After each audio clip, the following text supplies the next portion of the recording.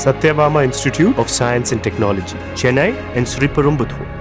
கன்னியாகுமரி மாவட்டம் வில்லுக்குரி பேரூராட்சியில் உள்ள வளம் மீட்பு பூங்காவில் தனியார் மருத்துவமனையின் மருத்துவ கழிவுகள் அரசு குப்பை வண்டியில் கொண்டுவரப்பட்டு எரிக்கப்படுவதாக குற்றச்சாட்டு எழுந்துள்ளது. இதுகுறித்த கூடுதல் விவரங்களோடு இணைகிறார் செய்தியாளர் ஆனந்த். வணக்கம் ஆனந்த், பொதுமக்கள் வைக்கும் குற்றச்சாட்டு என்ன, விவரங்கள்? வணக்கம்.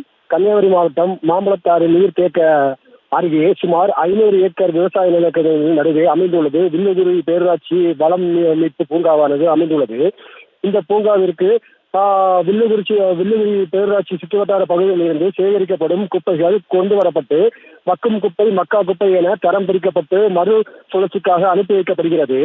கழிந்த 3 நாட்களாக போட்டியோடு பகுதியில் செயல்பட்டு வரும் தனியார் மருத்துவமனையில் இருந்து மூட்டை மூட்டையாக பேரூராட்சி குப்பை வண்டியில் கொண்டு வரப்படும் மருத்துவ கழிவுகள் வளம் மீட்பு பூங்காவில் வைத்து இரவாக எரிக்கப்படுவதாகவும் விவசாய நிலங்களுக்கும் நீர்நிலைகளுக்கும் கொட்டப்பட்டு வருவதாகவும் இதனால் சுகாதார ஏற்பட்டுள்ளதாகவும் விவசாயிகள் புகார் தெரிவித்த நிலையில் பிளாஸ்டிக் பயன்பாட்டை தவிர்க்க வேண்டும் என கடைகளில் சோதனை செய்து அபராதம் வில்லுக்குரி பேரூராட்சி நிர்வாக அதிகாரிகள் தனியார் மருத்துவமனைக்கு சட்டத்துக்கு புறம்பாக அரசு வாகனத்தை நேரடியாக அனுப்பி மருத்துவ கழிவுகளை சேகரித்து வந்து தீ வைத்து எரிப்பதோடு நிலங்களை மாசுபடுத்தி வருவதாகவும் குற்றச்சாட்டு எழுந்து வருகிறது.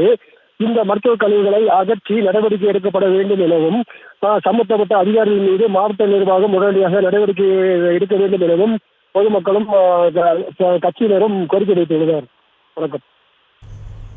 விவரங்களுக்கு நன்றி ஆனந்த்.